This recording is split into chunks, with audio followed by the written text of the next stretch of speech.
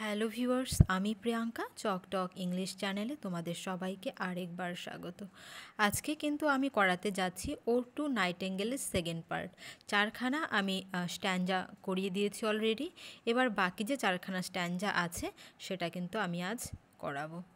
তো দেখে নিই লাইন বাই লাইন এক্সপ্লেনেশন। আগের দিন আমি থিম, পোয়েটিক ডিভাইস, টোন, কী রোমান্টিক ফিচার পাই, এগুলো সব নিয়ে কিন্তু আলোচনা করা হয়েছে। তারপরেই কিন্তু আমার অ্যানালাইসিস মানে লাইন বাই লাইন এক্সপ্লেনেশন শুরু হয়েছে। তো যারা আগের ভিডিওটি মিস করে গেছো তারা কিন্তু অবশ্যই প্লেলিস্টে গিয়ে সেটা দেখে নেবে। তো আজকে আমরা 5 নাম্বার প্যারাগ্রাফ পড়ব। তার আগে আমরা একটু দেখে নিই লাস্ট নাম্বার 4 প্যারাগ্রাফের লাস্টের দিকে আমরা কি পড়েছিলাম। যে সে কিন্তু ইমাজিনেশনের মাধ্যমে সে কিন্তু নাইটিঙ্গেলের ওয়ার্ল্ডে পৌঁছে গেছে, মানে কিডস কিন্তু নাইটিঙ্গেলের ওয়ার্ল্ডে পৌঁছে গেছে এবং সেখানে গিয়ে কিন্তু সে দেখলো যে সেখানে কিন্তু কোনো আলো নেই। যদিও বলছে যে চাঁদ উঠেছে, কিন্তু তারপরেও আলো নেই। আলো নেই কেন? কেননা নাইটিঙ্গেলের কাছে কবি গিয়ে পৌঁছে গেছে, আর নাইটিঙ্গেলের জায়গাটা কিন্তু কেমন ছিল? গাছে ভরা ছিল, তাই না? সেখানে আমরা ভার্ডুরাস গ্লুম কথাটা পেয়েছিলাম, উইন্ডিং মসি ওয়েস মানে গাছপালায় ভরা ছিল, তাই কিন্তু সেখানে আলো পৌঁছাচ্ছিল না। আর যখন একটু হাওয়া দিচ্ছিল তখন সেই পাতা এবং ডালপালা নাড়াচাড়াতে যে একটুখানি আলো, সেটা কিন্তু সেই জায়গায় পৌঁছাচ্ছিল। এই ছিল লাস্ট আমাদের পড়া। এবার নাম্বার 5 প্যারাগ্রাফে আমরা তার বাকিগুলো পড়ে নিচ্ছি। I cannot see what flowers are at my feet, nor what soft incense hangs upon the boughs. এবার সে কিন্তু বলছে যে এই যে আমি নাইটিঙ্গেলের ওয়ার্ল্ডে আছি, কিন্তু এখানে এসে কিন্তু আমি দেখতে পাচ্ছি না যে what flowers are at my feet, কোন ফুলগুলো আমার পায়ের কাছে ফুটে আছে আমি কিন্তু দেখতে পাচ্ছি না। কেন দেখতে পাচ্ছি না? ওই আগের প্যারাগ্রাফে আমরা পড়েছিলাম যে নাইটিঙ্গেলের ওয়ার্ল্ডটা কিন্তু ছিল কি অন্ধকার ছিল, তাই কিন্তু দেখতে পাচ্ছি না। নর what soft incense Hanks upon the বাউস। Incense মানে হচ্ছে ফ্র্যাগ্রেন্স বা গন্ধ বা সেন্ট। তো বলছে সফট ইনসেন্ট। সফট বলতে এখানে সফট বলতে বোঝাচ্ছে মাইল্ড, মানে নট স্ট্রং, মানে খুব উগ্র গন্ধ না, খুব একটা মিষ্টি গন্ধ। কিন্তু ইনসেন্স মানে হচ্ছে গন্ধ, তো একটা মিষ্টি গন্ধ, মানে এখানে কিন্তু সফট ইনসেন্স দ্বারা বোঝাচ্ছে ফ্লাওয়ারকে, যে কোন কোন ফুল ফুটে আছে ডালগুলোতে। হ্যাংস আপন দ্য বাউস, বাউস মানে শাখা প্রশাখা গাছের। তো সেই ডালপালাতে কি কি ফুল আছে সেগুলো কিন্তু আমি দেখতে পাচ্ছি না। তাহলে কোন ফুলগুলো আমার পায়ের কাছে আছে বা কোনগুলো ডালে ঝুলে আছে, সফট ইনসেন্স দ্বারা ফ্লাওয়ার বোঝাচ্ছে, তো সেটা কিন্তু আমি দেখতে পাচ্ছি না। এবার দেখো এখানে কি সুন্দর, মানে এখানে একটা সেন্সুয়াসনেস দেখাচ্ছে কিডস, মানে এখানে কিন্তু সেন্স অফ আমরা বলতে পারি সেন্স অফ স্মেলটাকে বোঝাচ্ছে কিন্তু। মানে সে কিন্তু এবার আর মানে টাচ করে বা দেখে কিন্তু কোনো কিছু বুঝতে পারছে না। সে কিন্তু না দেখে শুধুমাত্র ঘ্রাণের সাহায্যে কিন্তু বুঝে যাচ্ছে যে এখানে কোন ফুলগুলো আছে। But in embalmed darkness gaze each sweet wherewith the seasonable month endows। এবার দেখো এখানে কি বলেছে, বাট ইন এমবাম্পড ডার্কনেস। এমবাম্পড মানে হচ্ছে মানে অর্ডারাস, মানে যেখানে গন্ধযুক্ত আর কি বলতে পারো, গন্ধযুক্ত বা অর্ডারাস ডার্কনেস। এবার কোনো অন্ধকার কিভাবে তার মধ্যে কোনো সেন্ট থাকতে পারে? তো এটা কিন্তু একটা হাইপ্যালিস বা ট্রান্সফার এপিথেটের এক্সাম্পল। এমবাম্পড ডার্কনেস মানে এখানে ফুলগুলোর গন্ধগুলোর কথা বলেছে, কিন্তু সেটা ট্রান্সফার হয়ে ডার্কনেসের সাথে চলে এসেছে। যে অন্ধকারটা ছিল কিন্তু খুব মানে সুন্দর গন্ধে ভরা, অর্ডারাস ছিল, মানে সেই অন্ধকারে সেই আমি কিন্তু গেস করছি। ইচ সুইট বলতে এখানে সুইট ফ্লাওয়ার্সের কথা বলা হচ্ছে। আমি প্রত্যেকটা ফুলকে কিন্তু আমি গেস করতে পারছি, অনুমান করতে পারছি যে এখানে কি কি ফুল ফুটেছে। Guess each sweet wherewith the seasonable month endows the grass the thicket and the fruit tree world. আর এটা থেকে বুঝতে পারছি যে wherewith the seasonable month endows মানে কোন মাস কোন ঋতু এগুলোকে প্রেজেন্ট করেছে। এন্ডোস মানে হচ্ছে প্রেজেন্ট করা বা অ্যাডর্ন করা বা সাজানো, ঠিক আছে? বা মানে কোন ঋতু এগুলোকে সাজিয়েছে, ঠিক আছে। তো এন্ডাউস মানে কিন্তু অ্যাডন্স করা। তো কোন ঋতু এগুলো সাজিয়েছে? এই ঘাসগুলোকে, দ্য গ্রাস, দ্য থিকেট, থিকেট মানে হচ্ছে বুশেস, এই যে বুশগুলো আছে, ঝোপঝাড়গুলো আছে, কে সাজিয়েছে? কোন সিজনেবল মান্থ, এটা কিন্তু আমি বুঝতে পারছি। And the fruit tree wild, এবং যে বন্য যে ফলের গাছগুলো মানে সাজিয়েছে কোন ঋতু, সেটা কিন্তু আমি বুঝতে পারছি। তো এখানে কিন্তু সামারের কথা বলেছে। কেন সামারের কথা বলেছে সেটা আমি পরে বলছি। এবার এখানে ফ্রুট ট্রি ওয়াইল্ড কেন বলেছে, মানে এই গাছগুলো কিন্তু কেউ বোনেনি, এগুলো কিন্তু একা একাই হয়েছে, তাই এগুলো কি বন্য গাছ।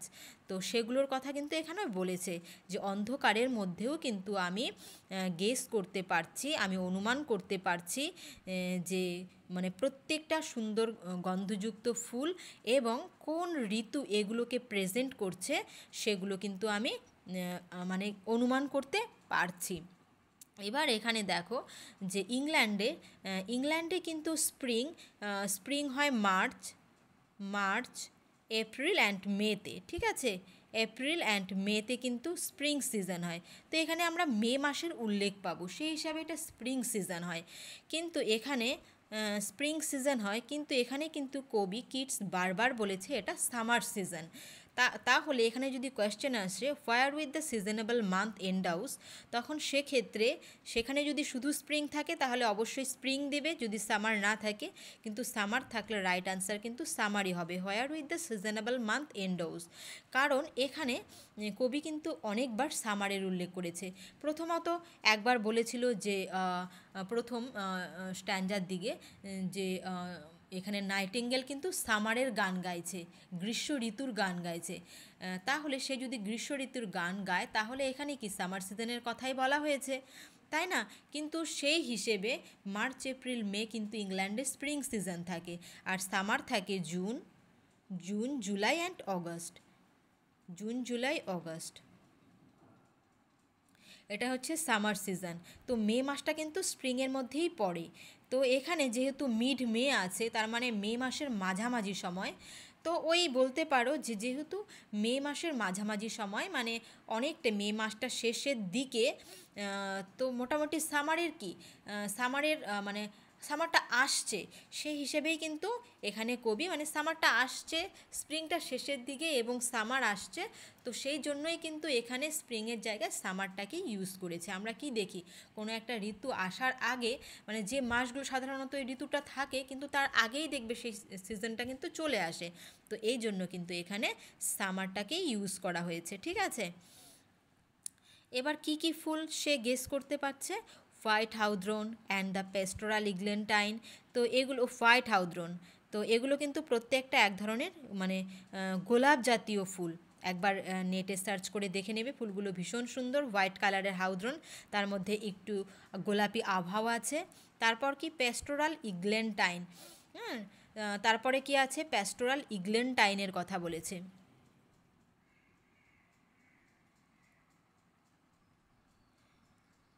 তারপর বলেছি ইগলেন্টাইন একটা ফুল, সেটার কথা বলেছে। তারপর কি ফাস্ট ফেডিং ভায়োলেটস, তারপরে বলেছে ভায়োলেটস ফুলের কথা, যেটা কিনা ফাস্ট ফেডিং, খুব তাড়াতাড়ি যেটা মানে খুব তাড়াতাড়ি যেটা নষ্ট হয়ে যায় বা খারাপ হয়ে যায় যে ফুলটা, সেই ফাস্ট ফেডিং ভায়োলেটসের কথা বলেছে। এই ভায়োলেটসটা মার্চ এপ্রিলের দিকে কিন্তু এই ফুলটা ফোটে ভায়োলেটসটা, কিন্তু ওই মানে এপ্রিল মের দিকে কিন্তু এই ফুলটা কি হয়, মানে মের দিকে এই ফুলটা মানে ঝরে যায়। তো এই জন্য বলেছে fast fading violet, covered up in leaves, আর এটা কিন্তু কিভাবে ঘেরা ছিল, পাতায় মোড়া ছিল ফাস্ট ফেডিং ভায়োলেটসটা। তো এগুলো কিন্তু মনে রাখবে, হাউদ্রনটা ছিল হোয়াইট, এগলেন্টাইন ছিল পেস্টোরাল, মানে কি কি অ্যাডজেক্টিভ ইউজ করেছে প্রত্যেকটা ফ্লাওয়ারের জন্য। ভায়োলেট ছিল ফার্স্ট ফেডিং, আর এটা ছিল পাতায় মোড়ানো। And mid May's eldest child, তাহলে কোন ফুলটা মিড মেস এল্ডেস্ট চাইল্ড, এই দেখো এখানে মে মাসের উল্লেখ করেছে কিন্তু, মিড মেস এল্ডেস্ট চাইল্ড, তাই না, মানে মে মাসের মাঝামাঝি। তো সেটা কিন্তু eldest child the coming musk rose, তার মানে আমরা বুঝতে পারছি যে এই ফুলটা এখনও আসেনি, কামিং মাস্ক রোজ এখনও আসেনি, তার মানে মোটামুটি বলতে পারো মিড মের আগেই কবিতাটা লেখা হয়েছিল, ঠিক আছে। And mid May's eldest child, কারণ কাকে বলা হয়েছে, মাস্ক রোজকে কিন্তু বলা হয়েছে। একে এল্ডেস্ট চাইল্ড কেন বলা হয়েছে, কারণ ওই মে মাসের মিডিলের দিকে যে ফুলগুলো ফোটে তার মধ্যে সবার আগে ফোটে এই মাস্ক রোজ। মাস্ক রোজ ফোটে, তাই একে সব থেকে বড় সন্তান বলা হয়েছে কার, মে মাসের, মিডিল মে মাসের বড় সন্তানকে মাস্ক রোজ। আর একে মাস্ক রোজ বলা হয় কেন, কারণ এই রোজটা থেকে মাস্কের গন্ধ আসে, মানে কস্তুরীর গন্ধ আসে। কস্তুরী মৃগ বা মাস্ক ডিয়ারের কথা শুনেছ, যেখান থেকে পারফিউম তৈরি হয়, তো সেই মাস্কের গন্ধ পাওয়া যায়। তো সেই কামিং মাস্ক রোজ, সেটা কি ফুল অফ ডিউই ওয়াইন। এখানে ডিউই ওয়াইন বলতে শিশিরের মতো, ওয়াইন বলতে কিন্তু ওয়াইন না, ওয়াইন বলতে ফুলের নেকটারটাকে বোঝাচ্ছে, নির্যাসটাকে বা রসটাকে বোঝাচ্ছে। তো সেটা কিসে ভর্তি ছিল, সেটা কিন্তু শিশিরের মতো নেকটারে ভর্তি ছিল। ঠিক আছে। তো and mid May's eldest child the coming musk rose full of dewy wine the murmurous haunt of flies on summer eves. এবার বলেছে যে এই ফুলগুলোর সুগন্ধে কিন্তু মারমারাস হন্ট, আমরা বাজিং সাউন্ড শুনতে পাই কার, ফ্লাইসের, মাছিদের ভন ভন শব্দ শুনতে পাই। এই কোন সময়, এই সামার ইভিনিং, ইভস বলতে এখানে ইভিনিং বুঝিয়েছে, এই সামার ইভিনিংয়ে। তাহলে দেখো এখানে পরিষ্কার উল্লেখ করে বলেছে সামার সিজনের ইভিনিংয়ে এই মাছিগুলো ভন ভন করছে ফুলগুলোর চারপাশে। তাহলে এখানে কিন্তু সামার সিজনের কথাই বলা হয়েছে, যদিও স্প্রিং সিজন, মে মাসে কিন্তু ইংল্যান্ডে স্প্রিং সিজন থাকে। ঠিক আছে। White hawthorn and the pastoral eglantine, fast fading violets covered up in leaves, and mid-May's eldest child, the coming masquerade, full of dewy wine, the murmurous haunt of flies on summer eves. তাহলে এখানে কিন্তু আমরা মানে সুন্দর একটা neat and clean কিন্তু একটা picture দেখতে পেলাম, যে কোন কোন ফুলগুলো আছে, এবং কিডসের সেন্সুয়াসনেসটাকেও পেলাম, যে ফুলগুলো কিন্তু না দেখেও সে কিন্তু স্মেলের সাহায্যে সেগুলোকে গেস করতে পারছে। প্রত্যেকটা নাম সুন্দরভাবে সে কিন্তু গেস করে বলে দিচ্ছে যে এই এই ফুলগুলো ফুটে আছে। ঠিক আছে। এবার নাম্বার 6-এ কী আছে, darkling I listen and for many a time I have been half in love with easeful death. এবার বলেছে ডার্কলিং আই লিসেন, ডার্কলিং মানে in the dark, I listen আমি শুনি, আমি অন্ধকারে শুনেছি, ফর মেনি আ টাইম অনেকবার শুনেছি।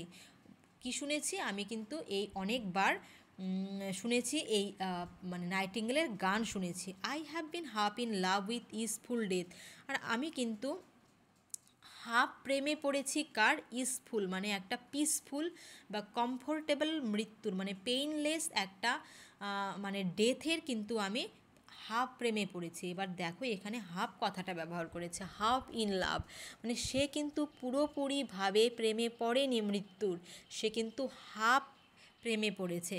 তার মানে সে কিন্তু চাইছে তার সাফারিং থেকে, মানে চাইছে যে সে মুক্তি পাক, তার যে এই যে পার্থিব যে যন্ত্রণা সেগুলো থেকে চাইছে মুক্তি পেতে, কিন্তু কিন্তু সে কিন্তু পুরোপুরি আবার শিওরও না যে সে কি অ্যাকচুয়ালি সে কি মারা যেতে চায়, সে কি পৃথিবীটা ছেড়ে যেতে চায়, নাকি এখনও সব কিছুর পরেও কিন্তু আবার পৃথিবীতে থাকার একটা ইচ্ছে আছে।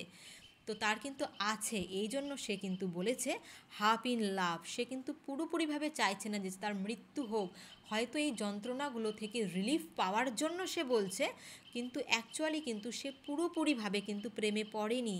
এই ইজফুল ডেথ, ইজফুল মানে পেইনলেস, একটা মানে ইজিলি যে ডেথটা হয়ে যাবে, যেখানে কোনো যন্ত্রণা থাকবে না, এটা কিন্তু ইন্ডিকেট করছে যে তার ভাই যে মানে থমাস কিডস যে মারা গেছে কনজামশানে বা টিউবারকিউলোসিসে, তো টিউবারকিউলোসিসে মারা গেছে, সেটা কিন্তু যন্ত্রণাদায়ক মৃত্যু ছিল, অনেক কষ্ট করতে হয়েছে। তো সে চাইছে একটা painless death. Called him soft names in many a mused rhyme. আবার এখানে যেমন হাফ ইন লাভ বলেছে যে আমি হাফ প্রেমে পড়েছি, আবার এখানে বলেছে মিউজড রাইমে আমি তাকে অনেকবার ডেকেছি, মানে হিম বলতে কাকে ডেকেছি, মানে মৃত্যুকে ডেকেছি, কারণ এই যন্ত্রণাগুলো থেকে আমি মুক্তি চাই। শেষে গিয়ে আমরা কি জানি, কবিরও তো টিউবারকিউলোসিস হয়েছিল, তাই না? তো আমি চাইছি যে একটা যন্ত্রণাহীন মৃত্যু আমার হোক। অনেকবার ডেকেছি মৃত্যুকে ইন মেনি আ মিউসড রাইম, কিন্তু আমি কীভাবে ডেকেছি, আমি কিন্তু মেডিটেটিভলি, মানে আমি কিন্তু মনে মনে ডেকেছি। মিউসড রাইম কথাটা এর জন্য বলেছে। মিউসড রাইম মানে, মিউসড মানে যেটা মনে মনে কোনো কিছু ভাবা, সেই মিউসড রাইমে আমি কিন্তু মনে মনে ভেবেছি। To take into the air my quiet breath, now more than ever seems it rich to die. তো বলেছে সে কি করুক, মানে এই সময়টায় কি করুক, আমার to take into the air my quiet breath, আমার যে আমার ব্রিথ বলতে এখানে ব্রিথ অফ লাইফকে বোঝাচ্ছে, আমার প্রাণবায়ুটাকে বায়ুটাকে বাইরে বের করে এনে হাওয়ার সাথে মিশিয়ে দিক, মানে আমার মৃত্যু হোক। কথাটাকে কিভাবে ঘুরিয়ে পেঁচিয়ে বলেছে, তাই না? তারপর কি, তারপর বলেছে now more than ever seems it rich to die. এখানে রিচ বলতে বোঝাতে চাইছে যে এটা একটা উত্তম সময় আমার মৃত্যুর জন্য, এর থেকে ভালো সময় আর হতে পারে না। নাও মোর দেন এভার সিমস, এর থেকে ভালো সময় হতে পারে না মৃত্যুর, মানে এটা বলতে পারো হাই টাইম, এটা একটা হাই টাইম আমার মৃত্যুর। কোন সময়টা হাই টাইম আমার মৃত্যুর জন্য? To cease upon the midnight with no pain, এই মধ্যরাত্রে যখন সে নাইটিঙ্গেলের গান শুনছে, কোনো রকম ব্যথা বেদনাহীনভাবে, পেইনলেসলি সে মারা যাবে। To cease upon the midnight with no pain, cease মানে থেমে যাওয়া। তো এখানে কিন্তু মানে প্যারিফ্রেসিস বলতে পারো, মানে মৃত্যু চাইছে সেটাকে ঘুরিয়ে পেঁচিয়ে বলছে to cease upon the midnight with no pain.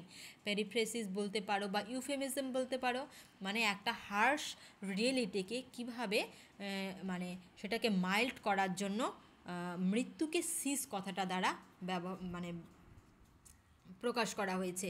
তো এটাকে বলতে পারো ইউফেমিজমও বলতে পারো, to cease upon the midnight with no pain. তাহলে এই মধ্যরাত্রে আমি কোনো রকম ব্যথা ছাড়া যদি পেইনলেসলি যদি আমি মারা যেতে পারতাম। While thou art pouring forth thy soul abroad in such an ecstasy, যখন দাও আর্ট তোমার, মানে দাও বলতে এখানে নাইটিঙ্গেলের কথা বলেছে, যখন তোমার আর্ট, যখন তোমার মিউজিক, তোমার সং পোরিং ফোর্থ ঢেলে দিচ্ছে, দাই সোল তোমার হৃদয়কে ঢেলে দিচ্ছে। অ্যাব্রোড মানে কিন্তু এটা কোনো ফরেন ল্যান্ড বলছে না, এখানে অ্যাব্রোড বলতে বোঝাচ্ছে যে কোনো ডিস্টেন্সে, কোনো দূরে তোমার গান, মানে তোমার গান তোমার আত্মাটাকে ঢেলে দিচ্ছে, মানে তুমি খুব সুন্দরভাবে গান করছো, তোমার হৃদয়ে ঢেলে গান করছো, আনন্দের গান করছো, ইন সাচ অ্যান এক্সটাসি। তো সেই সময় যদি আমার মৃত্যু হয় তাহলে কিন্তু এটা হচ্ছে আমার high time, it is rich to die. এই সময়ে মারা যাওয়াটা আমার কিন্তু মানে একটা উত্তম সময়, এর থেকে ভালো সময় হতে পারে না। ঠিক আছে, এবার এখানেও কিন্তু আমরা কি পেলাম, যে তার মানে একটা সাবজেক্টিভনেস পেলাম, মানে কবি নিজের জীবনের কথা কিন্তু এখানে তুলে ধরেছে। এবার কি আছে, still wouldst thou sing and I have ears in vain to thy high requiem become a sword.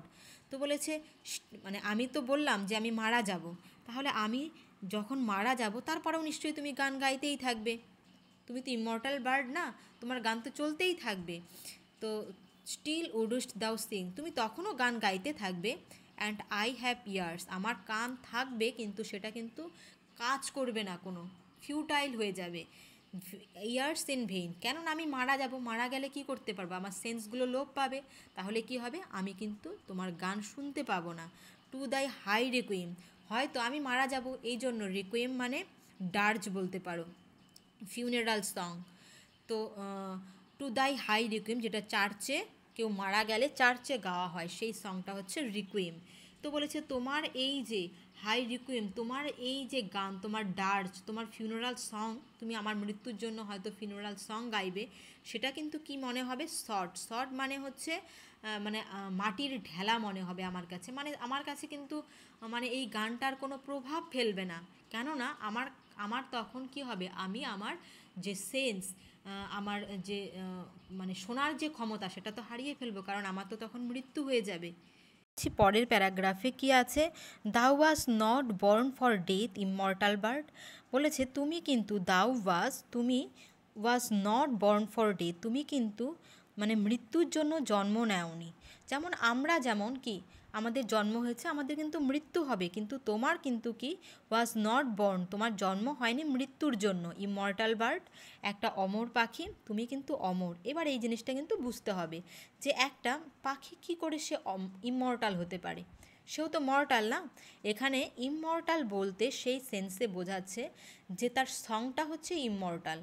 এবার তার সংটা কীভাবে ইমমর্টাল হচ্ছে, যে একটা একটা নাইটিঙ্গেল মারা গেলেও তার স্পেসিস তো আছে না, তো পরে আর একটা নাইটিঙ্গেল তার সেই গানটা গাইবে, তো এটা কিন্তু তার কি যুগের পর যুগ চলতে থাকবে, তাই না? সেই সেন্সে কিন্তু এটা ইমমর্টাল। ঠিক আছে, তো একটা মানে এখানে এটা বলা যাচ্ছে না যে কিডস যে নাইটিঙ্গেলটার গান শুনছিল সেই নাইটিঙ্গেলটা ইমমর্টাল, সেটা কিন্তু নয়। নো হাংরি জেনারেশন ট্রিট দি ডাউন, তো বলেছে কোনো হাংরি জেনারেশন কিন্তু তোমাকে মারিয়ে যেতে পারবে না। তার মানে এখানে হাংরি জেনারেশন বলতে কি বোঝাচ্ছে, জেনারেশন বলতে লোকজনদের বোঝাচ্ছে বা পিপল, মানে সেই সব লোকজন যারা স্ট্রাগল করছে প্রতিনিয়ত এক্সিস্টেন্সের জন্য, বাঁচার জন্য লড়াই করছে। তাদের কোন জিনিসটা দরকার, কোন জিনিসটা লাগবে, মানে মানে হাংরি তারা কিসের জন্য, hungry for material things, material গেইনের জন্য তারা কিন্তু হাংরি, তারা ক্ষুধার্ত। তারা কিন্তু তোমাকে মারিয়ে যেতে পারবে না, তারা কিন্তু তোমার যে তুমি ইমমর্টাল, তোমার যে সং, এই যে তোমার সঙের যে এত যে প্রশংসা, এইগুলোকে কিন্তু তারা নষ্ট করে দিতে পারবে না। সেই হাংরি জেনারেশনটা কিন্তু তোমাকে মারিয়ে ট্রিট মানে মারিয়ে যাওয়া বা ক্রাশ করা, তোমাকে কিন্তু মানে খারাপ করে দিতে পারবে না তারা। সেই হাংরি জেনারেশন, তাদের সেন্সই নেই, তাদের বিউটি সম্পর্কে সেন্স নেই সেই হাংরি জেনারেশনদের, তাদের ক্ষমতা নেই, তোমাকে ছোট করার ক্ষমতা তাদের কিন্তু নেই। The voice I hear this passing night was heard in ancient days by emperor and clown. The voice, যে ভয়েসটা, যে সুরটা আমি শুনছি, এই যে রাত্রিটা গেল, পাসিং নাইট, যে রাত্রিটা পার হয়ে গেল, আমি যে শুনলাম, ওয়াজ হার্ড, যে মিউজিকটা আমি শুনলাম এই রাতে, সেটা কিন্তু এনশিয়েন্ট ডেজ বাই এম্পোর, সেই সেম মিউজিকটাই কিন্তু কারা কারা শুনেছিল, বাই এম্পেরার অ্যান্ড ক্লাউন। এখানে কিন্তু কোনো নির্দিষ্ট মানে রাজা বা মহারাজার কথা বলা হচ্ছে না। আর ক্লাউন বলতে বিদূষক বা ভাঁড়, বা বলতে পারো যাকে এক কথায় জোকার বলতে পারো, তো তাকে বোঝাচ্ছে না এখানে। এম্পেরার বলতে বোঝাচ্ছে যে ম্যান অফ নোবেলিটি, যে সেই সব অ্যারিস্টোক্রেটিক লোকজন বা পুয়ার মানে রিচ পিপল। আর ক্লাউন মানে কমন ম্যান। তো সবাই কিন্তু মানে একদম হাই ক্লাস লোক থেকে একদম সাধারণ মানুষ পর্যন্ত কিন্তু সবাই তোমার গান শুনেছে মানে অতীতে, ancient ডেইসে। Perhaps the self-same song that found a path through the sad heart of Ruth when seek for home, বলেছে হয়তো পারহ্যাপস দ্য সেম সং, হয়তো এই একই গান দ্যাট ফাউন্ড এ পাথ মানে যেটা মনে ইফেক্ট করেছে, কারো মনে প্রভাব ফেলেছে, সেটাকে বোঝাচ্ছে। Through the sad heart of Ruth, কোথায় প্রভাব ফেলেছে, স্যাড হার্ট, দুঃখী হৃদয়, কার, রুথের দুঃখী হৃদয়ে যেটা প্রভাব ফেলেছে, এই একই গান। তো রুথটা কে ছিল, রুথটা কিন্তু বিবলিক্যাল একটা মানে ওল্ড টেস্টামেন্টের একটা ক্যারেক্টার। ঠিক আছে, তো ওল্ড টেস্টামেন্টে এই গল্পটা পাওয়া যায়, রুথের গল্প। তো রুথ ছিল মোয়েবিটান। তো রুথ বিয়ে মানে রুথের বিয়ের কিছুদিন পর তার হাজব্যান্ড মারা যায়, এবং তার মারা যাওয়ার পর রুথ কী করে, তার মাদার ইনলর সাথে কিন্তু চলে যায় বেথলেহেমে, এবং সেখানে গিয়ে বোচ নামে একজন ব্যক্তির কর্নফিল্ডে সে কিন্তু কাজ করতে থাকে। তো এই জন্য সে কিন্তু কী ছিল সবসময়, সে যেহেতু তার নেটিভ ল্যান্ড ছেড়ে সে চলে গেছিল ফরেন ল্যান্ডে, তো সে সবসময় কি একটা হোম সিকনেস ফিল করতো। তো সেটাই কিন্তু বলেছে যে সেই সময় কিন্তু রুথও হয়তো এই গানটাই শুনেছিল, হোয়েন সিক ফর হোম, যখন তার বাড়ির জন্য মন খারাপ করতো। She stood in tears amid the alien corn বলতে সেই ব্যাথেলেয়ামের বোজের যে কর্নফিল্ড ছিল, সেই কর্নফিল্ডের কথা বলা হয়েছে। সেই অ্যালিয়েন কর্নে সে হয়তো চোখের জল নিয়ে দাঁড়িয়েছিল, সেখানে সেই গানটা শুনেছিল, যেটা তাকে মানে কনসোলেশন দিয়েছিল, তাকে সান্ত্বনা দিয়েছিল, কিছুক্ষণের জন্য আরাম দিয়েছিল।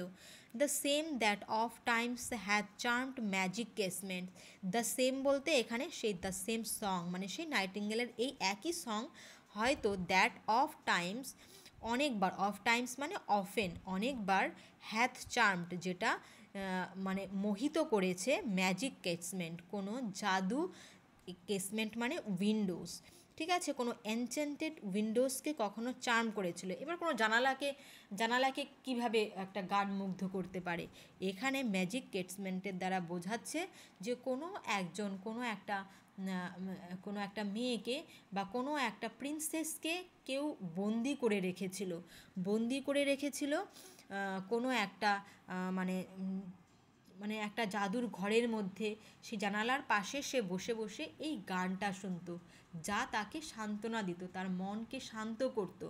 তো এটা কিন্তু বুঝিয়েছে।